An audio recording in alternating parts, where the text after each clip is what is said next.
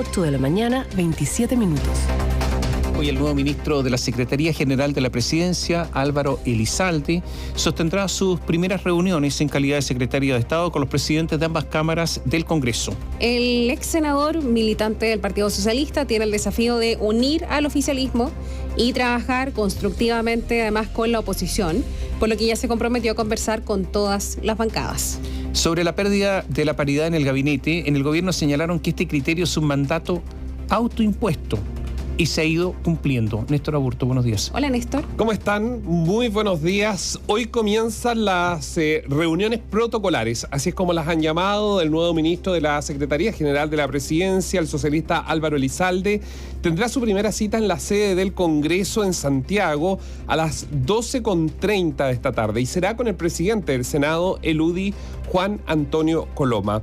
Una hora más tarde será el turno con el liberal Vlado Mirosevic, mandamás de la Cámara de Diputados, la Cámara Baja.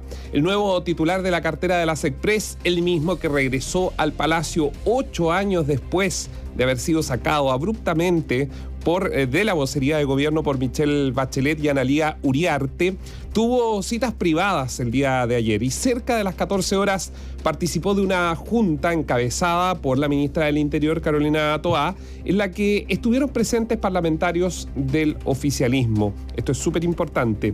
El objetivo de esa instancia, según los presentes, fue para abordar la estrategia legislativa que permita aprobar los proyectos del gobierno en materia de seguridad. Por ejemplo, cómo se evita el bloqueo de la oposición, dijeron los parlamentarios. El nuevo ministro tiene un desafío relevante: alinear a sus filas y también a la oposición, que si bien observan con buenos ojos su nombramiento, se mantienen alertas ante la postura política que pueda conducir o que pueda tomar Álvaro Elizalde. Así lo plantearon los jefes de bancada de RN, Frank Sauerbaum, y el presidente de la UDI, el senador Javier Macaya. Y esperamos nosotros, como siempre, poder contribuir, pero en la medida que el gobierno defina con qué alma va a gobernar, un alma radicalizada o un alma más propia de los acuerdos y los consensos que fueron propios de los años 90 y que tanto bien le hicieron al país. Sí, obviamente se mimetiza en el maximalismo, en sacar adelante agendas que no conversan con la realidad de Chile. Pone como eje la seguridad y el crecimiento económico de nuestro país. Bueno, evidentemente va a ser más difícil.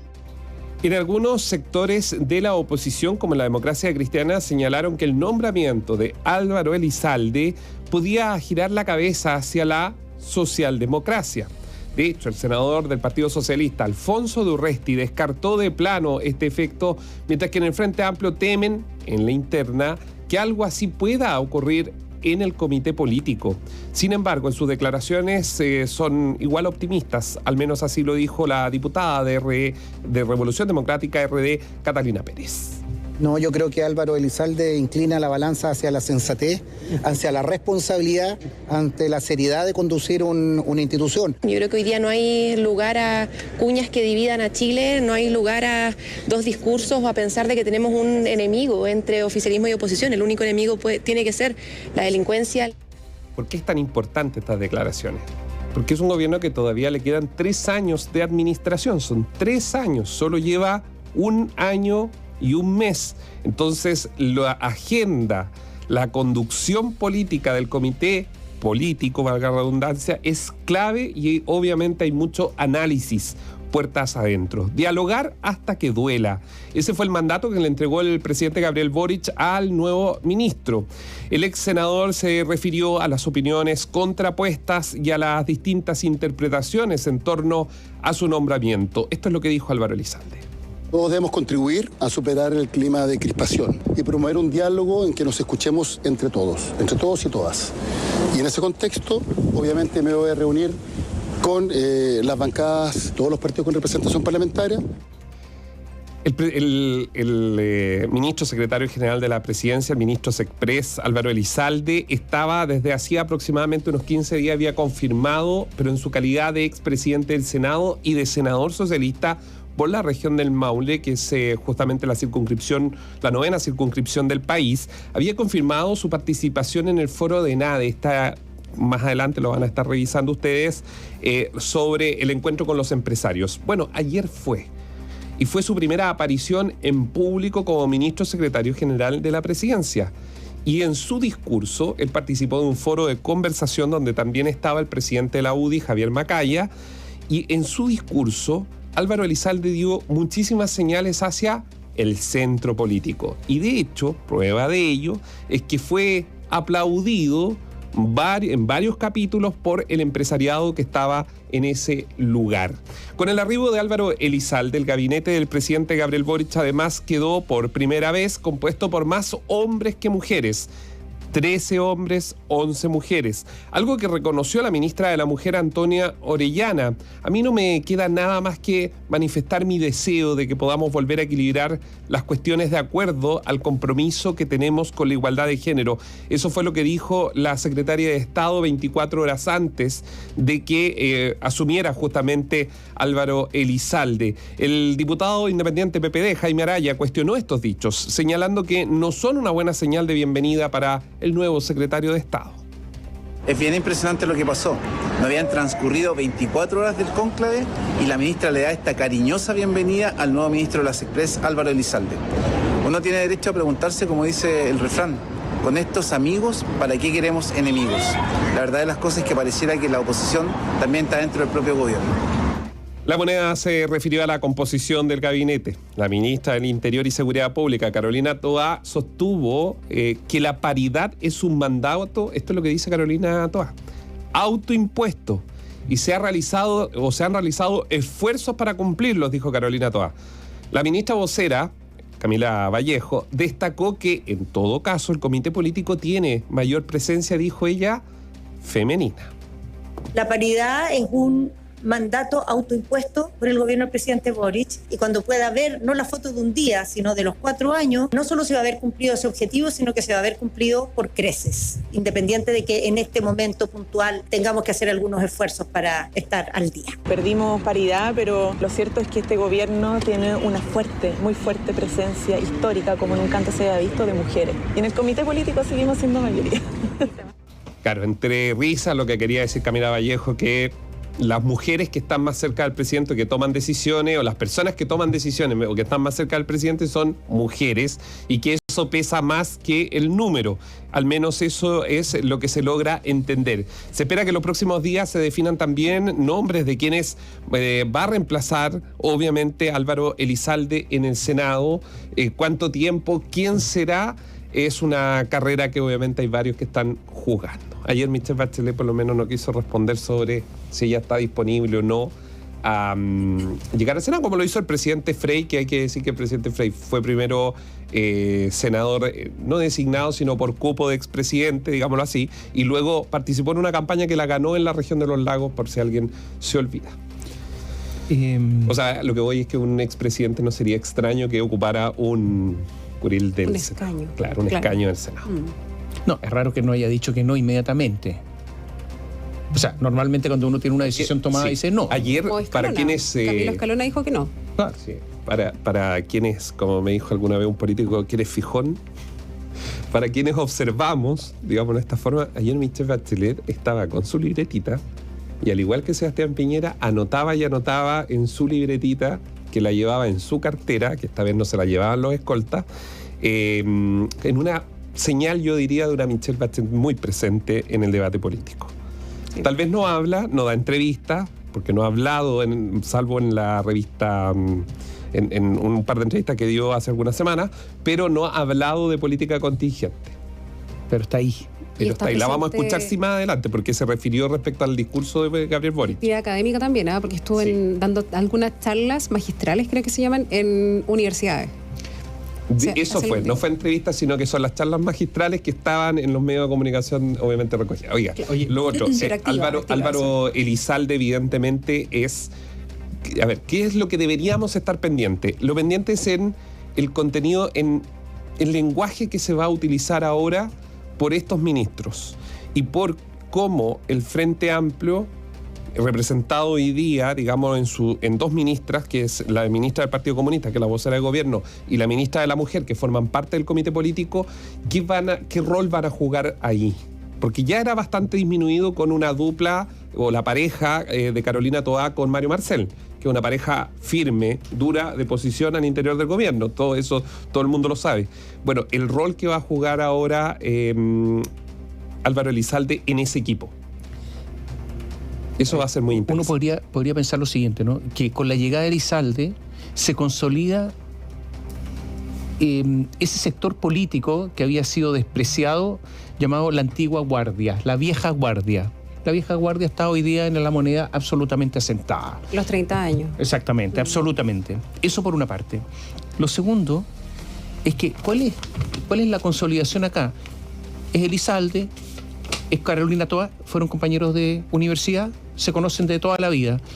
De colegio y de universidad. Y de universidad. Sí. O sea, es Marcel, obviamente, ex PS, Cordero, y Ángel Valencia. Acordémonos que son compadres con el vocero de gobierno. Imagínense lo que es eso. 5 personajes de primer nivel totalmente relacionados y totalmente, yo diría, en sintonía en algunas cosas. No estoy diciendo que Valencia sea, no, pero cada cual en su escenario, pero con una sintonía o a un WhatsApp de distancia, digámoslo así. Exactamente, y la vieja guardia totalmente dominando el sistema.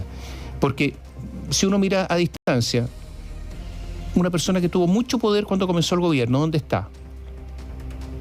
¿Dónde está Giorgio Jackson? Hay que empezar a buscar, escarbar para encontrarlo. No sé dónde está. ¿Tú sabes? No. Sí, sabemos que sabemos, pero efectivamente no está en la primera línea de la toma de decisiones. De la toma de decisiones. Y yo diría que progresivamente además comienza a disminuir el poder de Camila Vallejo al interior del gobierno. Por la llegada, finalmente es por número, ¿no? O sea, son demasiados los otros. Y también comienzan a aflorar algunas cosas. Hay algunos que dicen, mira, eso de firmar cheques en blanco con respecto a los proyectos de seguridad, comienzan ya a hablar ciertas personas del sector más de izquierda del gobierno, de la coalición de izquierda, donde dicen, bueno, mira, vamos a tener que revisar esto y cuidado, porque los cheques en blanco y estas cosas, no. Ahora, ¿cuánto tiempo se va a demorar Elizalde en encontrar resistencia en el Congreso? Esa es una pregunta. A ver, porque la oposición está envalentonada, pues eso es lo que pasa. A ver, ayer estando, también di sus vueltas durante la mañana por ENADE y conversando con algunas personalidades, particularmente de tanto afines al gobierno como de oposición al gobierno, contaban que Álvaro Elizalde ya venía aproximadamente hace un mes conversando con parlamentarios sobre algunas de las estructuras o de las reformas que el presidente quiere sacar adelante, por ejemplo, en materia de pensiones, también en la agenda de seguridad, y que Álvaro Elizalde venía, uno podría decirlo de esta forma, como que habían algunas señales de que él podía llegar a este escenario y por eso se puso a hacer la tarea con antelación. Es como que va a su primer día de curso, pero estudió las materias antes. Y me contaba un senador que esto ya hace unos 15, 20 días se empezó a conversar. Ellos no sabían, por cierto, de que Álvaro Elizalde pudiera asumir un rol como esto, pero Analía ya estaba fuera de esta jugada. Entonces todos lo entendieron en su minuto que Álvaro Elizalde estaba ayudando, no a Gabriel Boric, estaba ayudando ¿a quién? A la dupla Toá Marcel. Eso era lo que se entendía en cuanto a los diálogos, además de la ministra del Trabajo, que fíjense que ayer varios senadores, incluso diputados de oposición, tienen una muy buena visión de la ministra, Janet Jara, porque dicen que es una mujer muy abierta al diálogo, es una ministra que escucha y que luego pimponea, digamos, lo que se le entrega por parte de la oposición. No es a rajatabla cerrando puertas como la ministra de la Mujer o la misma vocera de gobierno. Y hay una buena relación entre Elizalde y la ministra Jara. Además. Todos lo sabemos. Entonces, no, acá hay sectores que ganan y sectores que pierden, como en todos los cambios. ¿Dónde le podrían hacer una jugada a la vocera de gobierno? Sin cómoda. En que el comité del día lunes se esfuerce a que ella tome un cierto rol, que lo podría hacer Elizalde con Toá, de pedirle de jugar un rol más activo en la campaña. El gobierno ni siquiera ha hablado de las elecciones del 7 de mayo. ¿Se acuerdan cómo era antes el gobierno? Esta misma administración, con el plebiscito que se la jugó incluso por una opción clara. Ahora no está ni en la tira de despedida de la cadena de ayer, que el presidente podría haber llamado, por ejemplo, a votar, o podría haber dicho, o podría haber señalado algo respecto a una votación importante, si se entiende que es importante la del 7 de mayo. Pero sí podrían dejar a la vocera muy en la primera línea de eso, sabiendo que probablemente los resultados no van a ser como ellos esperan de la elección. Tal vez no tan mal, pero no van a ser los primeros de la lista, evidentemente, la coalición de gobierno. Yo creo que no van a ser tan mal como algunos sospechan, ¿eh? Pero algún costo político se tendrá que pagar también por el silencio que ha tenido la moneda durante estas semanas, previas a la elección. Ya.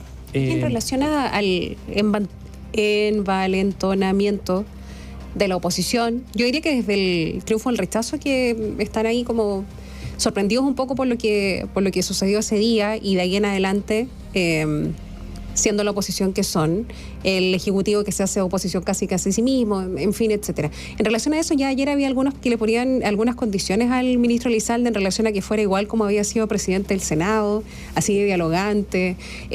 Citaban el ejemplo del acuerdo constitucional, el que está vigente actualmente, con esta nueva oportunidad para hacer una nueva constitución, y ya poniéndole condiciones. Yo no sé si eso de alguna forma va a marcar el camino del ministro Elizalde, que hoy día tiene estas reuniones.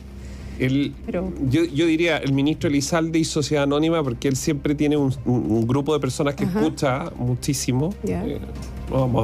Algunos de ellos pueden ser fuentes, entonces no vamos pero que escucha muchísimo. Y yo creo que esa estructura se va a encargar de abrir ciertas trancas. Van a haber dificultades, evidentemente, pero yo creo que ya esa máquina está aceitada y operando.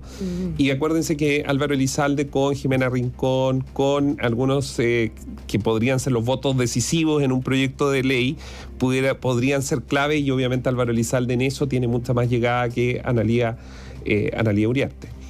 Analía Uriarte igual tenía sus algunos detractores por su pasado en la jefatura de gabinete de Michelle Bachelet, sobre todo en la oposición, pese a que la recibieron con aplausos cuando fue nombrada. Pero claro, es que la medición de ella con Giorgio Jackson, que probablemente ha sido el ministro más, no voy a decir la palabra odiado, sino que resistido desde el regreso a la democracia. Algunos siempre decían, era como que hubiesen puesto a Guido Girardi en sus años de ministros express.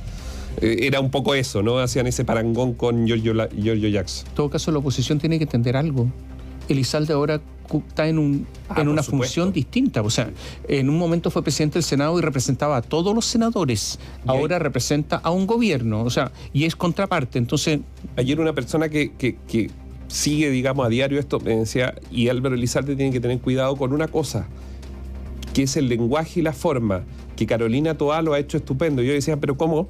Sí, porque Carolina Toá siempre dice, cuando todo el mundo asume que no, dice, el presidente me ha encargado esa tarea, el presidente me pidió esto. Entonces el lenguaje, las formas, ¿para qué? Para no tapar, digamos, no empezar a hacer como un paralelo a la figura del jefe de Estado, que eso podría ser muy dañino hasta para el propio Álvaro Elizalde. Néstor, Elizalde ya tuvo una experiencia ministerial. Sí, como vocero de gobierno, él se fue el 11 de mayo del 2015. Y salió. Y que para algunos fue injustamente salió de ese movimiento, porque de todos los que habían trabajado en la campaña, Álvaro Elizalde fue el único que demostró, recuerdo haber visto los papeles, demostró que sacó sus APB para sobrevivir durante 6 meses, 7 meses como vocero. ¿Se acuerda que era Javiera Blanco y Álvaro Elizalde? Bueno, Álvaro Elizalde había sacado sus APB para sobrevivir en la campaña y apoyado o financiado por su esposa. Y resulta de que todo el resto habían sido boleteros, incluyendo la amiga de la presidenta, los más cercanos a la presidenta, habían sido boleteros, tanto de Giorgio Martelli como también de SQM, vendiendo estos famosos informes. ¿Por qué entonces sacaron a Elizalde? ¿Por qué lo sacó Bachelet? Dicen ahí que fue una pasada de cuenta de algunos sectores dentro del Partido Socialista, entre ellos Analía Uriarte. Por eso es que era tan simbólico todo lo que ha pasado. Es como que 8 años después, todo eso que se vivió resucita, pero como una especie de cuento. Ayer Michelle Bachelet no dijo nada con respecto a la posibilidad de reemplazar a Elizalde en el Senado. Correa y Paulina Bodanovich. ¿Cómo son las relaciones Elizalde-Bachelet? Yo creo que son relaciones institucionales. Álvaro Elizalde se ha transformado. Álvaro Elizalde, si uno va al 11 de marzo del 2014, al Álvaro Elizalde de hoy, que estamos a 21 de abril, es totalmente distinto. Es una persona mucho más institucional al Álvaro Elizalde del 11 de marzo del 2014. Con sus luces y sombras. Yo creo que él tiene todavía mucho que, por ejemplo, explicar el tema del $1.000.000 todavía en detalle. Eso se lo van a sacar sistemáticamente. Pero más allá de eso, la relación, claro, es más institucional, yo diría, con Michelle Bachelet. O sea, él preferiría más bien que lo reemplazara, la Paulina Bodanovich. ¿Eso es? Digamos las cosas como son. Álvaro Elizalde lo sacaron de la vocería de gobierno cuando era el único que no tenía ni un conflicto dentro de la estructura de quienes en ese minuto eran los más cercanos a Michelle Bachelet. O sea, pagó, digámoslo así, los platos rotos. Segundo, a quien pusieron no es menor. Era un detractor de Álvaro Elizalde, que era Marcelo Díaz, que lo trajeron de la Embajada de Buenos Aires a la vocería de gobierno.